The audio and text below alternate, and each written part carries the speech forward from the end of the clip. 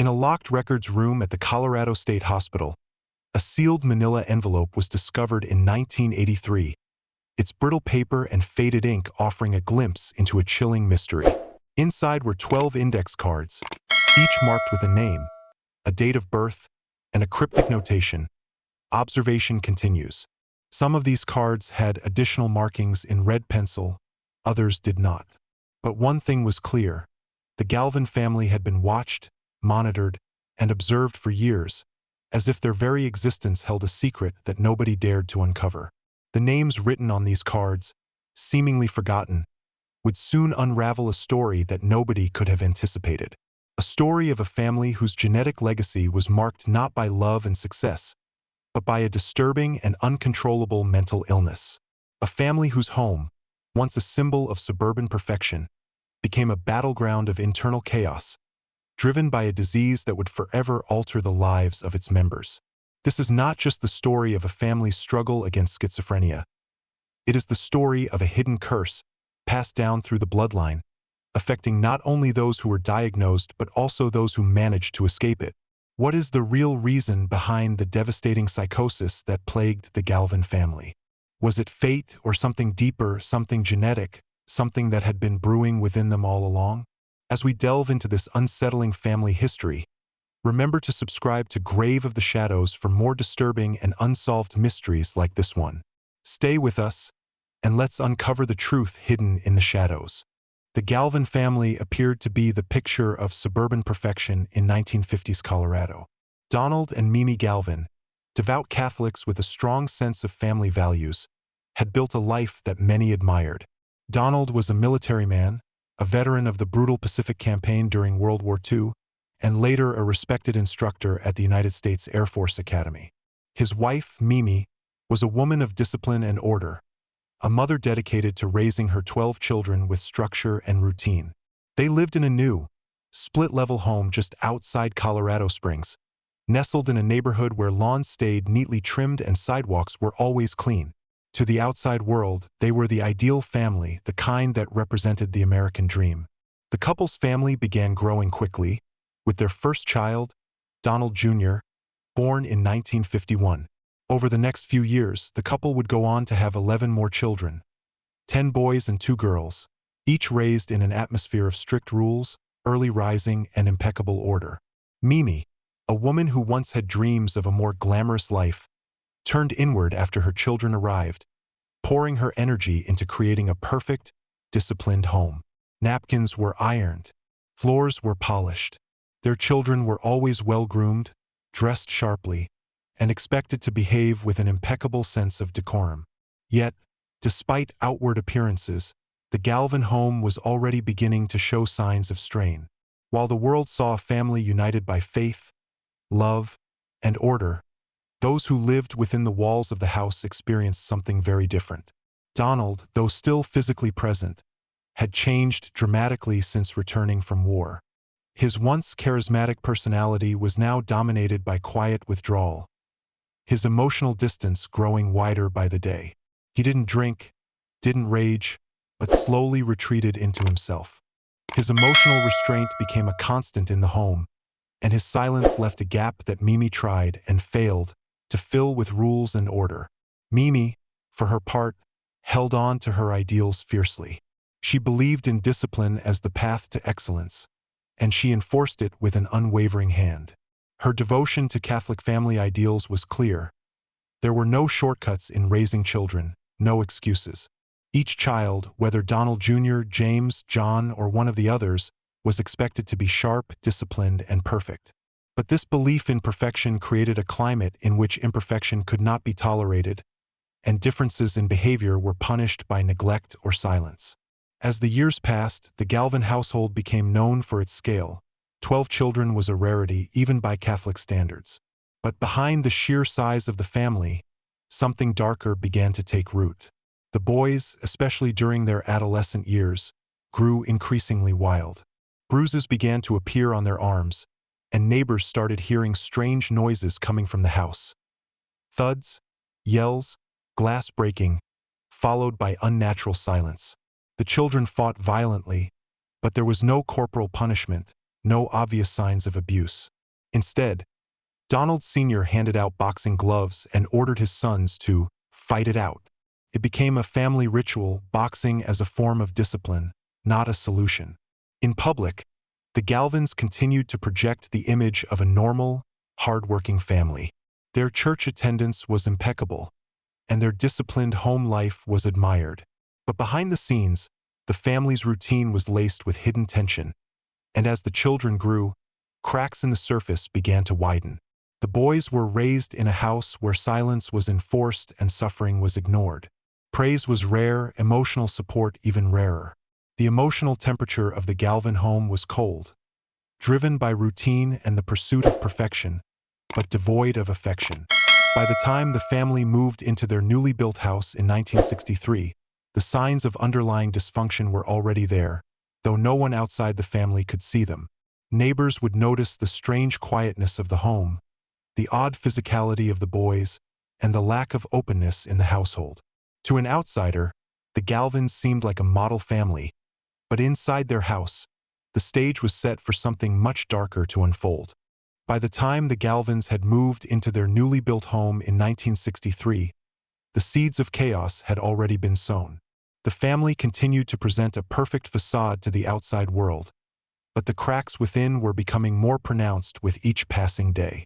The early signs of mental illness in the Galvin children, particularly in their firstborn son, Don Jr., were subtle but troubling.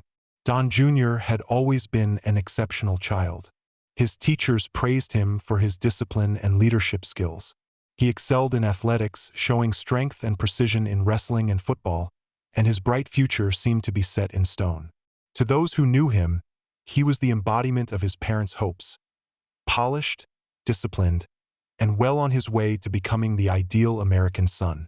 But what nobody could see beneath the surface was a growing disconnection, a silent unraveling that no one would acknowledge, least of all his parents.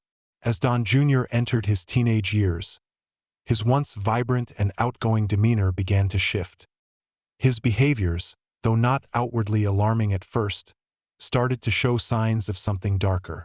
At family dinners, he became prone to long, withdrawn stares, and minor provocations would leave him silent, almost as though he were retreating into himself. These subtle changes did not alarm his parents at first. After all, adolescence brought with it mood swings, and Don Jr.'s emotional withdrawal could easily be attributed to the pressures of growing up. But there was something more lurking beneath, something that would soon reveal itself in startling and disturbing ways. The first major incident occurred at a university bonfire event, during Don Jr.'s time at Colorado State University. In a bizarre and inexplicable act, Don Jr. suddenly leaped into the flames. He emerged from the fire with minor burns but no explanation for his actions. He laughed, almost as if the incident had meant nothing, and then fell silent. His behavior left his friends and peers bewildered.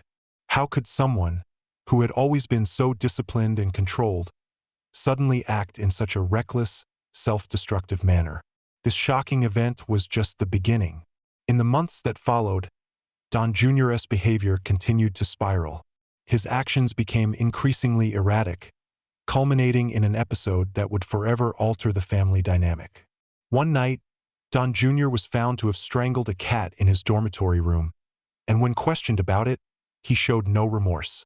He claimed that the act meant nothing but refused to elaborate further. His roommate, horrified, discovered the cat's remains hidden in a box beneath the dormitory sink. When asked about the incident later, Don Jr. seemed detached, almost as if he couldn't comprehend the gravity of what he had done. The behavior was disturbing, but once again, there was no formal intervention. The university health services were consulted, but Don Jr. didn't report his issues directly to them, and no psychiatric evaluation was requested. He returned to his classes, his disturbing actions dismissed as stress-related, with no real exploration into the cause. During breaks from school, Don Jr. returned home, and his behavior continued to deteriorate. His actions grew increasingly erratic and nonsensical. One winter, he began removing all the furniture from the family's living room and placing it methodically in the backyard without explanation. His family, accustomed to his oddities by now, dismissed it as stress or eccentricity. But things were worsening, and no one, not even his parents, seemed willing to confront the deeper issue at hand. Perhaps the most unsettling moment of all occurred when Don Jr. poured salt into the family's aquarium, killing the fish. The act seemed senseless, but when Don Jr. was questioned, his response was chilling. He had no explanation. He did not even seem to recognize the severity of his actions. His parents, who had always pushed him to maintain control, remained silent. They didn't inquire about the strange behavior or demand answers. To them, Don Jr. was just going through a rough patch, a phase perhaps that he would outgrow. Mimi, in her role as the steadfast mother, could not allow herself to entertain the possibility that something more was wrong. The Galvin family had always been about discipline, order, and perfection, and the idea that their firstborn son might be suffering from something beyond their control was simply too much to bear. As his behavior grew more troubling, Don Jr.'s academic performance began to slip.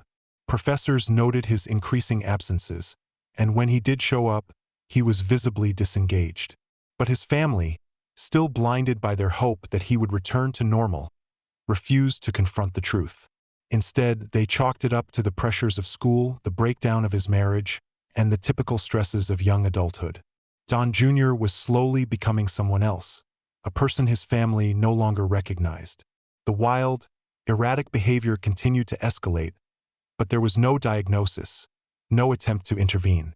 Don Jr. had become a ghost of the perfect son his parents had once envisioned, and his deterioration was left unchecked, buried beneath layers of denial and fear. As Don Jr.'s behavior continued to spiral out of control, his family was forced to confront the reality they had long avoided. Something was seriously wrong. Yet, despite the mounting evidence that Don Jr. was suffering from a deep, psychological disturbance, the family hesitated to seek professional help. In their minds, his actions were still explained away as stress, growing pains, or the emotional toll of marriage struggles. What the Galvins didn't realize, however, was that Don Jr.'s behavior was only the beginning, a precursor to a more widespread, devastating problem within the family. By the time Don Jr. was in his early 20s, his erratic behavior reached a boiling point. In what can only be described as a tragic turning point, Don Jr. attempted to murder his wife by forcing her to inhale cyanide fumes. This brutal act, though horrifying, would ultimately lead to the first formal psychiatric evaluation in the family. Don Jr. was arrested and sent to the Colorado State Hospital in Pueblo, where doctors diagnosed him with paranoid schizophrenia. The diagnosis, while a relief in some ways, was also a confirmation of the family's worst fears. What had started as a few signs of eccentric behavior in Don Jr.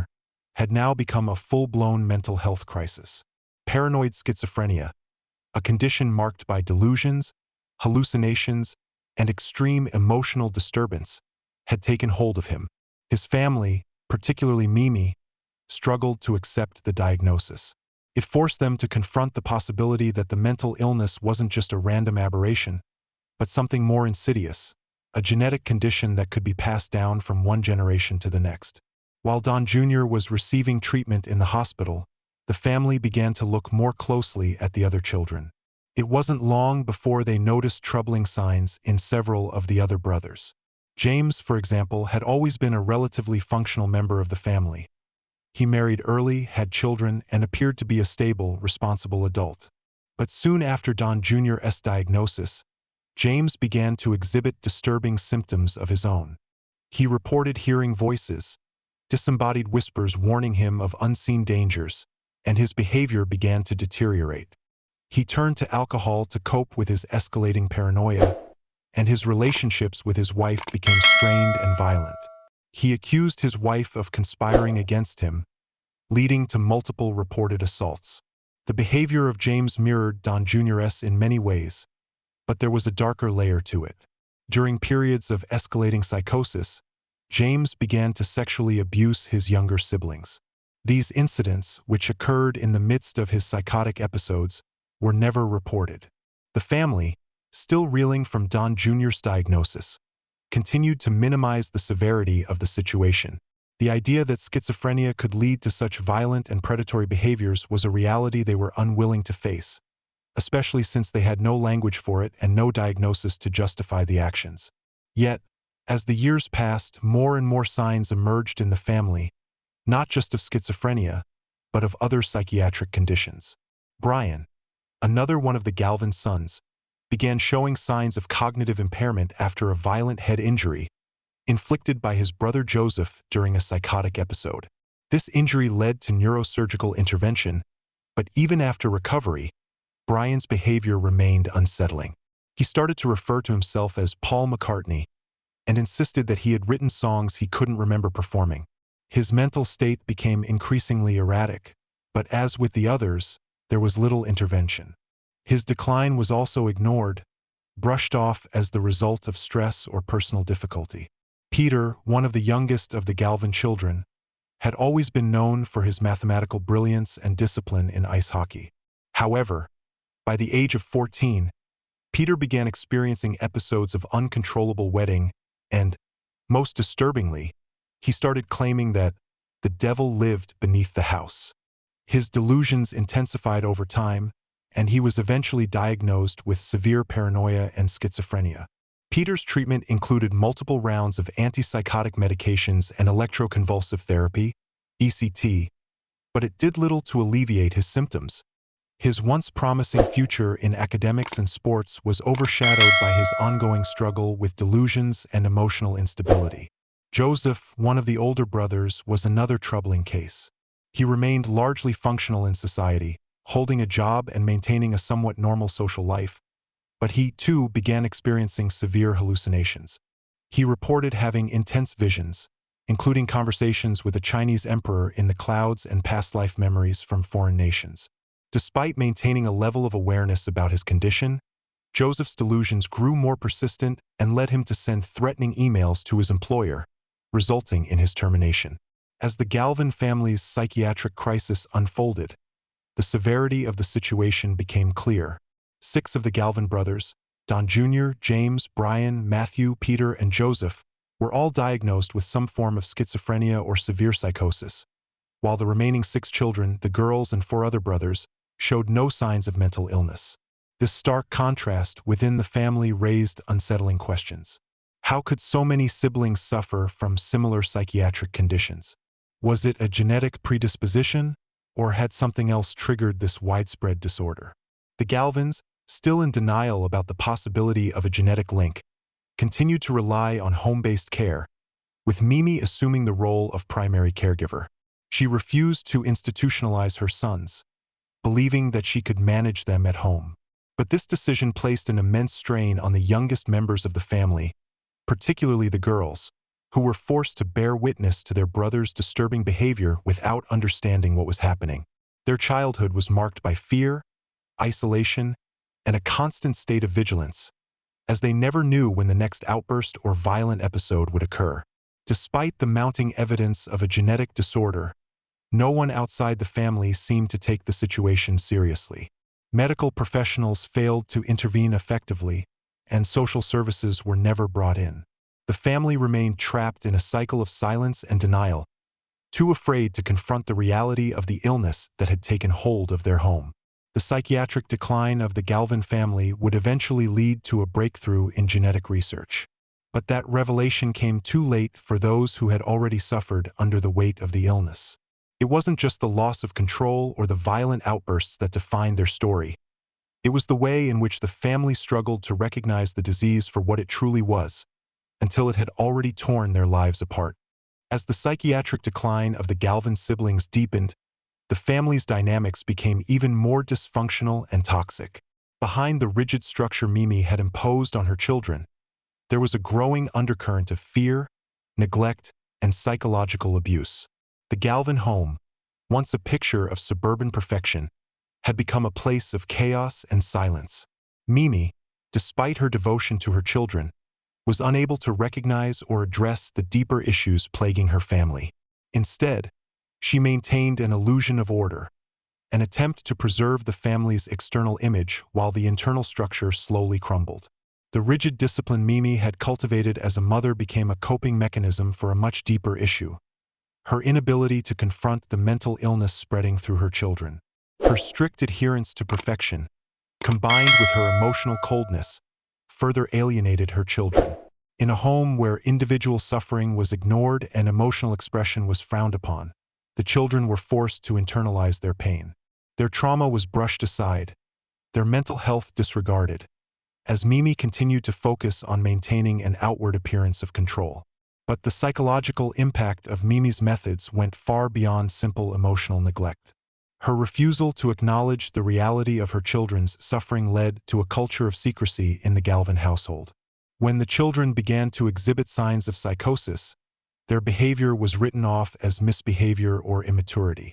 There was no discussion of mental illness, no acknowledgement of the reality that some of her children were suffering from a severe hereditary disorder. Mimi's focus on maintaining the household's outward appearance, whether it was spotless floors, pressed napkins, or perfect family portraits, meant that the cracks in her children's mental health went unnoticed, or worse, ignored. But it wasn't just neglect that defined the Galvin family's dysfunction. As the brothers' mental health continued to deteriorate, physical abuse began to emerge. The family's violent episodes became more frequent and more extreme, with the children, especially the boys, engaging in violent outbursts and physical altercations. There was no corporal punishment, no physical discipline, but there was a strange form of training that took place. Donald Sr., in his emotionally distant way, began to use boxing as a form of discipline, forcing his sons to fight one another in bouts that became more about control than about teaching the boys to settle their differences. The gloves were handed out, and the sons were instructed to fight it out. But these staged fights were not an outlet for aggression. They were a symptom of a much deeper issue within the family. As the boys grew older, their violent tendencies worsened. Though there was no explicit abuse from Donald Sr. or Mimi, the children became so accustomed to physical altercations that they began to view violence as a way of solving problems. It was not unusual for the boys to fight each other, often resulting in bruises, broken furniture, and shattered windows. The house, which had once been a symbol of order, was now a battleground, a place where physical violence became a routine part of family life. This atmosphere of violence, however, was not limited to physical fights. As the brothers' psychosis worsened, sexual abuse began to creep into the household. James, who had shown early signs of paranoia and delusion, began to molest his younger siblings during periods of escalating psychosis. These instances of sexual abuse were never reported to authorities. Instead, they were dismissed as symptoms of James's illness, a tragic but inevitable side effect of his deteriorating mental health. The family, unable or unwilling to confront the severity of the situation, remained silent. James's behavior mirrored the symptoms of his psychosis, which included delusions and intense paranoia. His sexual predation was just one of the many ways his illness manifested, but it was also the most hidden, concealed beneath layers of denial and ignorance. Mimi, who had always focused on maintaining the family's reputation, refused to acknowledge that her son's actions could be anything more than the result of his mental illness. In her mind, his behavior was a symptom of his disease, something that could be explained away and ignored. Brian, too, had a history of abusive behavior, though it was less overt than James's. Brian had begun his own spiral into mental illness, though his outward symptoms were not as obvious. Like James, he turned to alcohol to numb the growing voices in his head, and his paranoia escalated over time. His acts of sexual abuse, which occurred during his own psychotic episodes, were similarly hidden by the family. The trauma inflicted on his sisters was never acknowledged or addressed, and the family's silence allowed the cycle of abuse to continue unchecked. Mimi's response to all of this was one of minimization. She refused to see her son's actions as anything more than phases or episodes that would eventually pass. She treated the signs of her children's illness with a kind of cold detachment, convinced that her discipline and order could somehow cure them. When the sexual abuse was revealed years later, Mimi reframed it, telling her daughters that it was simply part of James's illness, and that they should understand it as such. In her eyes, the illness took precedence over everything else, and the family's reputation remained her primary concern. The lack of action, the refusal to acknowledge the true scope of the mental illness, and the silence surrounding the abuse created an environment where the children, especially the girls, were forced to navigate a world of fear and confusion. Margaret and Lindsay, the two sisters in the family, were caught in the middle of this dysfunctional dynamic. They witnessed the deterioration of their brothers and were subjected to the emotional and physical violence that had taken root in the home. But because of the family's culture of silence, they had no language to express their pain. They were not allowed to name the abuse they endured, not permitted to talk about the fear that gripped them daily. Lindsay, the youngest, would later recall her childhood with a mix of relief and guilt. Relief that she had escaped the constant turmoil of the Galvin household by leaving for boarding school at the age of 14, but guilt for abandoning her sister, Margaret, who was left behind to endure the worsening chaos. The two girls, though not physically harmed by their parents, were emotionally scarred by the trauma they had witnessed. They grew up in a household that valued silence over truth, discipline over affection, and perfection over compassion. In the end, the family's structure, built on fear, control, and secrecy, had failed its children. Mimi's obsessive need for order and her refusal to see the mental illness in her family as a real issue had allowed the violence and abuse to thrive unchecked. The Galvin family's tragedy was not just one of mental illness. It was a story of systemic failure, where the very structures that were meant to protect the family only served to perpetuate its dysfunction. As the psychiatric decline of the Galvin siblings deepened, the family struggled to understand the root cause of the illness that plagued them. The initial diagnosis of paranoid schizophrenia in Don Jr. had raised more questions than answers. What was driving this sudden and widespread mental illness in a family that appeared outwardly healthy? Was it genetic, environmental, or something more elusive? The idea that mental illness could be inherited was still a new and controversial concept in the 1960s, but as more of the Galvin children exhibited similar symptoms, the possibility of a genetic link became impossible to ignore. It wasn't until much later, after years of suffering, that scientists and medical professionals began to unravel the mystery. The breakthrough came in the early 1980s when the Galvin family's case was included in a study of families with high incidences of mental illness, specifically schizophrenia. Blood samples were taken from both the diagnosed and undiagnosed family members, and the results would change everything. In 2016, after decades of research, the Galvin family was re-examined as part of a groundbreaking genetic study. Researchers focused on a mutation in the SHANK2 gene, a mutation that had shown up in the blood samples of the siblings who had been diagnosed with schizophrenia. The SHANK2 gene encodes a protein that plays a crucial role in the structure and function of synapses, the points where nerve cells communicate with one another. This protein is essential for the proper signaling between neurons, and when it is disrupted, it can lead to significant cognitive and emotional dysfunction, a hallmark of schizophrenia. The discovery of the mutation was groundbreaking. It confirmed what some had suspected all along. The Galvin family's tragedy was not a random occurrence.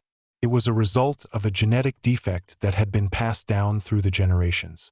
The mutation in the SHANK2 gene was present in every one of the 6 brothers diagnosed with schizophrenia, and it appeared to be the driving force behind their illness. But there was a twist. 4 of the Galvin children, including several of the brothers who had shown no signs of mental illness, also carried the same genetic mutation. This finding raised a critical question. Why did the mutation manifest in some siblings but not in others? Why did some of the brothers develop full-blown schizophrenia, while others remained unaffected, despite carrying the same genetic defect? The answer was far from simple. The mutation, it seemed, was not an isolated cause of schizophrenia. It was a piece of a much larger puzzle, one that involved complex interactions between genetics, environmental factors, and perhaps even life events. The researchers hypothesized that the mutation in the SHANK2 gene might act as a risk factor, but it was not the sole cause of the illness. Something had to trigger the onset of schizophrenia, and that trigger might have been environmental, such as stress, trauma, or even viral infections during critical stages of brain development. It was possible that the mutation in the SHANK2 gene made the Galvin family more susceptible to developing schizophrenia, but it was not enough on its own to explain why the illness manifested in some siblings and not others. This genetic discovery brought some clarity to the family's tragedy, but it also raised even more questions. What were the specific environmental factors that led to the onset of schizophrenia in the affected siblings? Was there something in their upbringing, their diet, or even their genetics that predisposed them to mental illness? And more importantly, what could be done to help prevent this genetic disorder from continuing in future generations? Despite the breakthrough in genetic research, the discovery did little to bring relief to the Galvin family. The knowledge that they were victims of a genetic mutation did not erase the pain and suffering that they had endured for decades.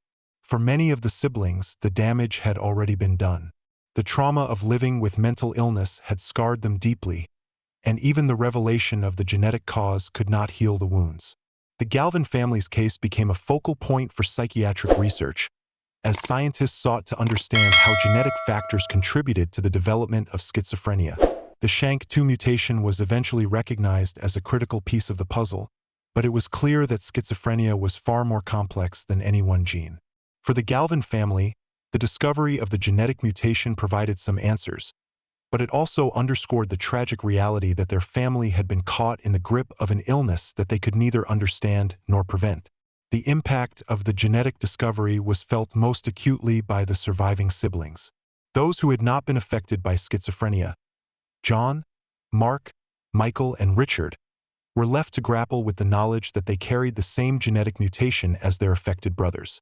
Though they had escaped the illness, they were forever bound by the legacy of their family's genetic history. The fear of developing schizophrenia loomed over them, and they began to question their own mental health. Would they, too, one day succumb to the disease that had devastated their family? The knowledge of their genetic predisposition created a constant undercurrent of anxiety and uncertainty, as they anxiously monitored their own mental health for signs of the illness. In the years that followed, the Galvin family's genetic mystery became a landmark case in the field of psychiatric genetics. Researchers continued to study the SHANK2 mutation, searching for ways to understand and mitigate its effects. But for the Galvin family, the damage had already been done. The mutation had been passed down, and the cycle of mental illness, abuse, and trauma had left an indelible mark on the family's history. The genetic mystery had been uncovered, but the emotional scars remained. As the Galvin family's mental health crisis unfolded, the emotional toll it took on the siblings was immense. While some of them sought to distance themselves physically or emotionally, others faced the reality of living under the shadow of schizophrenia without any real means of escape. The isolation they experienced was not just a result of the mental illness itself, but also the pervasive silence and secrecy that dominated their home. There was no space for vulnerability or emotional support. For the Galvin children, the family home became a place of deep emotional isolation, a battleground where personal suffering was masked by a veneer of order and discipline. John, one of the brothers who remained unaffected by the mental illness, chose to physically distance himself from the family. Having witnessed the gradual breakdown of his siblings, particularly Don Jr. and James, he became consumed by the fear that he, too, would eventually succumb to the illness. As a result, he made the decision to relocate to Idaho, away from his family's tumultuous home life. There, he took a job as a music teacher and lived a relatively quiet life with his wife. Though John's decision to escape was in part driven by his desire to protect himself from the illness, it was also a way to escape the suffocating emotional atmosphere that had defined his childhood. He remained in minimal contact with his family, citing logistical reasons for his absence, but privately acknowledged a deeper motive, the belief that distance could shield him from the genetic curse that had haunted his siblings. John's withdrawal from the family left him isolated not only from his brothers, but from the very family unit he had once been a part of. The fear of inheriting schizophrenia made him vigilant, always on guard for the first signs of the illness in himself. His avoidance became a way to survive, but it was also a constant reminder of the fear and uncertainty that plagued the family. Michael, another of the Galvin brothers, came closest to a diagnosis without fully crossing the threshold. He had been admitted to psychiatric wards twice in his teenage years for observation, and was prescribed antipsychotic medications for a brief period. However, Michael rejected the diagnosis, refusing to accept the label of mentally ill. Instead, he turned to self-regulation in the form of meditation and mindfulness practices, believing that they could stabilize his mental state. While his trajectory suggested he may have been experiencing early signs of psychosis, such as transient paranoia and mild perceptual disturbances, he managed to avoid full-blown schizophrenia. Michael's path to coping was one of self-imposed isolation, choosing to manage his mental health on his own terms. His self-regulation practices helped him maintain a semblance of stability, but they came at a cost. He was constantly aware of the possibility that his condition might worsen, and this awareness fueled his desire to stay detached from the family. Michael's avoidance of a formal diagnosis was a testament to his fear of becoming another casualty of the family's genetic legacy. Despite his attempts to stay functional, he was always haunted by the knowledge that he was living on the precipice of a mental collapse. Richard, on the other hand, took a different approach to coping. Rather than physically isolating himself, Richard withdrew emotionally. He became deeply entrenched in the world of finance, working as a mining investor in Denver. His job allowed him to control the variables in his life, avoiding the unpredictable interpersonal dynamics that had defined his childhood. Richard's rigid routine and discomfort with unstructured situations mirrored the survival strategies of someone raised in an emotionally chaotic environment. His work provided him with a sense of control, but it also isolated him from his family. He rarely engaged with them outside of obligatory events, and when he did, it was with a sense of detachment. Richard's emotional withdrawal was a way of protecting himself, a defense mechanism against the potential mental breakdowns he had witnessed in his brothers. Mark, the final sibling who remained unaffected by schizophrenia, struggled with his own unique form of isolation. As an athlete, he had always been part of the competitive team dynamic, but the specter of mental illness hung over him as his brothers began to show signs of psychosis. Mark had trained alongside his brothers in hockey and had seen their athletic potential erode as their mental health deteriorated. The fear that the same fate might one day befall him haunted him every day. Though he remained physically healthy, he could never escape the psychological burden of waiting for the first unmistakable sign of schizophrenia. Mark's fear of mental illness, coupled with his inability to relate to his siblings' experiences, created a constant sense of anxiety. He lived in a state of hypervigilance, always questioning whether he, too, would be consumed by the illness. The psychological cost of this constant vigilance was high. Mark's life, while outwardly stable, was defined by his constant internal struggle. He watched his brothers descend into madness, and with each passing year, he feared that he, too, would one day face the same fate. Mark's isolation was not just emotional. It was a psychological battle he fought alone, in a constant state of dread. For Lindsay, the youngest of the siblings, isolation took on a different form. Having witnessed the emotional and physical decline of her brothers, she realized early on that her survival depended on her ability to distance herself emotionally from the family. She was not directly affected by the schizophrenia, but the constant tension and fear in the home had left an indelible mark on her. She watched as her brother's psychoses unfolded, and she learned to suppress her own emotions as a way to cope with the trauma of living in a household dominated by madness. Lindsay's decision to leave the Galvin household at the age of 14 was a form of self-preservation. She accepted a scholarship to a boarding school far away from Colorado Springs, where she could escape the suffocating environment of her family. Her departure was not just a physical escape. It was a psychological break from the turmoil that had defined her childhood. Lindsay's withdrawal, however, was not without its own form of guilt. She left behind her sister, Margaret, who remained at home to endure the growing dysfunction of the family. Lindsay's sense of relief at escaping was tempered by the knowledge that she had abandoned her sister to the same fate. In later years, Lindsay would reflect on her childhood with mixed emotions. She felt a complex mixture of relief for her escape, guilt for leaving Margaret behind, and anger at the mother who had failed to protect her daughters. For Lindsay, the only way to survive was through emotional distance, building barriers that allowed her to function without being consumed by the family's trauma. She found a sense of stability in her new life, but it came at the cost of cutting herself off from the past, from the family that had shaped her. As the Galvin family's story continued to unfold, the inevitable outcomes of their shared genetic legacy began to emerge. The mental illness that had taken hold of 6 of the Galvin brothers did not just diminish their lives. It defined them. The illness, deeply ingrained in the family's DNA, left a trail of destruction that affected not only the brothers who suffered from it, but also the surviving family members who had to watch helplessly as their loved ones descended into madness. James Galvin, the second-born, seemed at first to be a more functional member of the family, but as time passed, his behavior took a dark turn. After Don Jr.'s diagnosis, James's own psychosis began to manifest. He started to hear voices, paranoia took root, and his erratic behavior grew more violent. James's descent into schizophrenia mirrored Don Jr.'s in many ways, but with a twist. James began to abuse his younger siblings, molested during periods of escalating psychosis. The family, unable or unwilling to confront this horrific behavior, never reported it.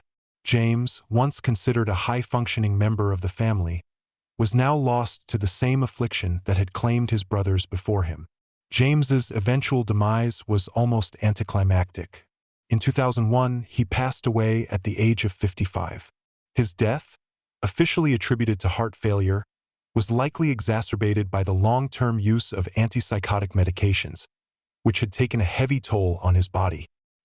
His passing was marked by an eerie silence, with little acknowledgement from the family. He had been one of the most volatile members of the Galvin household, his presence a constant source of tension and fear. In his absence, the family breathed a sigh of relief, but that relief was fleeting. James's life had been a tragedy, and his death, while quiet, served as a reminder of the family's long-standing ordeal. Peter, another of the Galvin brothers, met his own tragic end in 2023. Peter had been plagued by delusions throughout his life, convinced that the devil lived beneath the house, and struggled with the lingering effects of schizophrenia. Despite receiving various treatments, including antipsychotic medications and electroconvulsive therapy, ECT, Peter's condition never truly improved. His death, however, came without warning. He passed away in his sleep, quietly, without any preceding crisis or call for help. His family had watched him deteriorate over the years, but in the end, his death was a quiet end to a long battle that had been fought largely in silence. For Don Jr. and Matthew, the two brothers who had been institutionalized for much of their lives, the story was equally tragic. Don Jr. had never fully recovered from his diagnosis of paranoid schizophrenia. He spent much of his life in and out of psychiatric institutions, struggling with the ravages of his illness. Matthew, who had also been affected by the family's genetic legacy, lived a life marked by confusion and cognitive dissonance. Despite the advancements in medical research and treatments, neither of them ever truly experienced a life outside of institutional care. Their fates, like many of the other Galvin siblings, were sealed by the genetic mutation they carried. The psychological toll of living under the shadow of schizophrenia weighed heavily on the surviving siblings as well. For John, Mark, Richard, and Michael, the fear of inheriting the illness was a constant companion. Although they had escaped the debilitating effects of schizophrenia, they were not free from the psychological burden of growing up in a home marked by chaos and suffering. John, who had physically distanced himself from the family, lived in constant fear that the illness would one day manifest in him.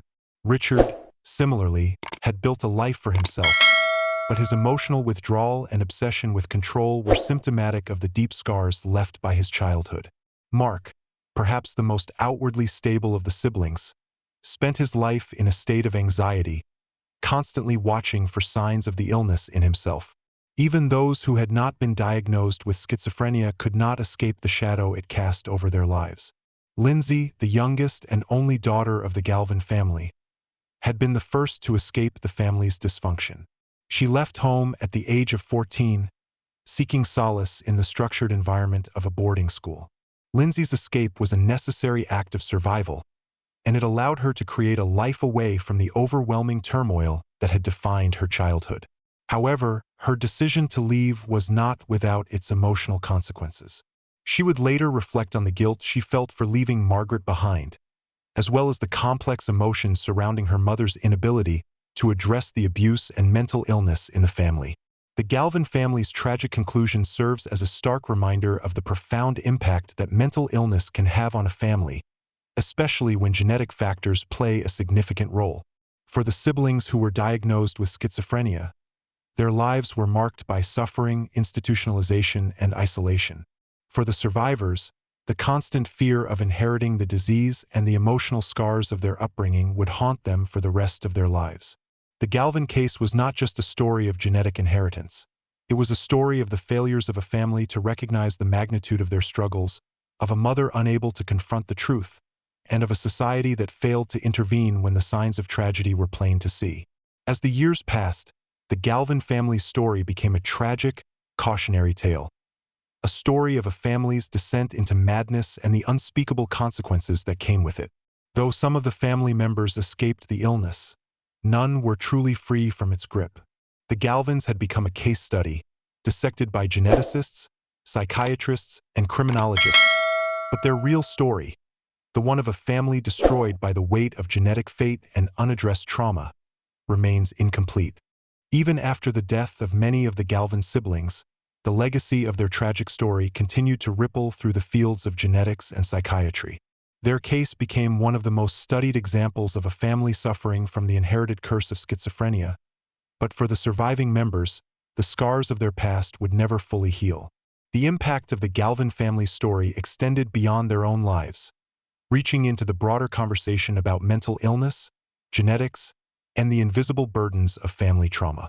In the years following the death of James in 2001 and the passing of Peter in 2023, the Galvin case became a touchstone in the study of genetic psychiatry.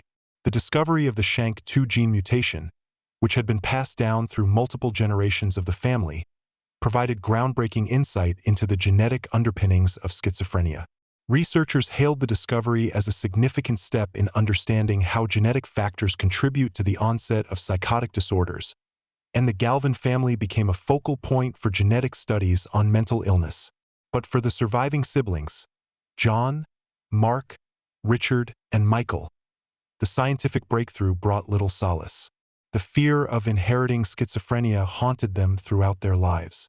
Though they had managed to live relatively normal lives, they were never truly free from the knowledge that they carried the same genetic mutation that had caused so much pain and suffering in their family. The fear of developing schizophrenia became a constant undercurrent in their existence, leading to feelings of anxiety and hypervigilance. Despite their efforts to live well-adjusted lives, they could never escape the shadow of the family's history. John, who had physically removed himself from the family to escape the psychological chaos, continued to live in fear of the illness that had claimed his brothers. The decision to move to Idaho and take a teaching job was not just a physical relocation, it was a psychological escape. John's life, though stable, was marred by a constant underlying worry that he might one day succumb to the same fate as his siblings. His avoidance of the family, his refusal to acknowledge the connections between their mental illness and his own fears, was his way of surviving. But the trauma of growing up in such a volatile and abusive environment remained with him, and he could never fully let go of the fear that schizophrenia might one day take hold of him. Mark, similarly, continued to live with the anxiety of being the next one in line for the illness. Though he had managed to stay mentally healthy, his constant vigilance was taxing. The psychological weight of watching his brothers fall into madness was something he could never fully escape. His career and personal life were shaped by this fear, and he lived in a constant state of waiting for the first sign, the first crack in his mental health, that would signal his inevitable descent into schizophrenia. Richard and Michael, like John and Mark, were forever affected by the legacy of their family's mental illness. Richard, who had turned to the world of finance to find control, was deeply affected by the uncertainty that had plagued his childhood. His emotional withdrawal and discomfort with unstructured situations were symptoms of a life spent navigating the chaos of the Galvin household. He avoided close relationships and kept a distance from his family, unable to truly connect with anyone for fear of inheriting the same instability that had affected his brothers. His life, while outwardly successful, was defined by the emotional scars of his upbringing. Michael's coping mechanisms were similar. He turned inward, using meditation and mindfulness to maintain his mental stability.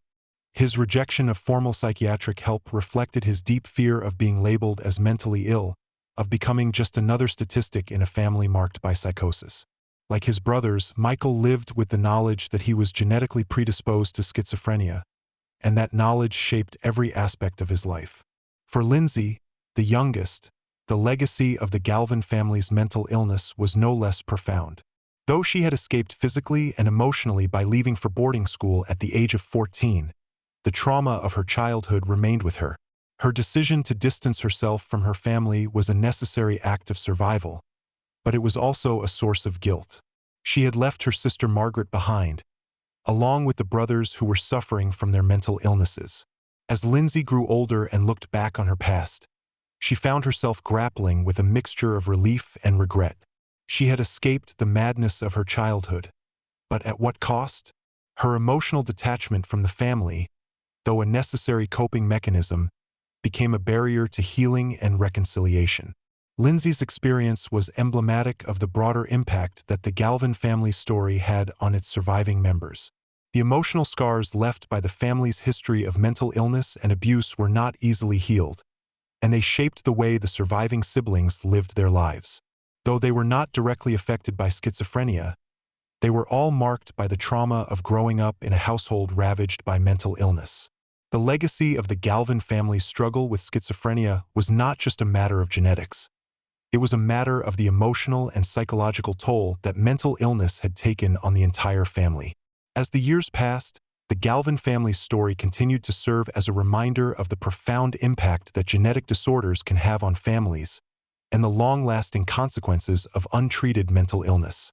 Their case became a touchstone in the field of psychiatric genetics, but for the family, the emotional cost of their shared genetic history was a burden they could never fully escape. The story of the Galvin family is one that continues to haunt those who study it. It is a tragedy of unimaginable proportions, where the horrors of mental illness, abuse, and genetic fate intersect in a way that few could ever have predicted. What began as a seemingly perfect family quickly descended into chaos, marked by violence, neglect, and emotional trauma. The Galvins became a symbol of the struggle between genetics and environment, between the known and the unknown, as they battled against a genetic mutation that irrevocably altered the course of their lives. But even as science uncovered the genetic roots of the family's suffering, the deeper question remained unanswered. Why them, and not others? Why did some siblings like John, Mark, and Richard escape the devastating effects of schizophrenia, while others like Don Jr., James, and Peter were consumed by it? Was it simply fate, or was there more at play? The Galvin family's case may have provided insight into the genetic underpinnings of schizophrenia, but it also underscored the complexity of human experience, where genetics, environment, and individual choices all play a role in shaping our lives. For the surviving siblings, their lives were forever marked by the legacy of their family's tragedy. They lived in the shadow of the illness that had claimed so many, and the fear of it remained with them long after the genetic mystery had been uncovered. The Galvin family's story is a reminder that mental illness is not just a medical condition. It is a force that shapes lives, families, and legacies. The genetic blueprint that defined their fate may have been written long before they were born, but it is the questions it raises about inheritance, about destiny, and about the strength to survive that will remain long after the family's story has been told.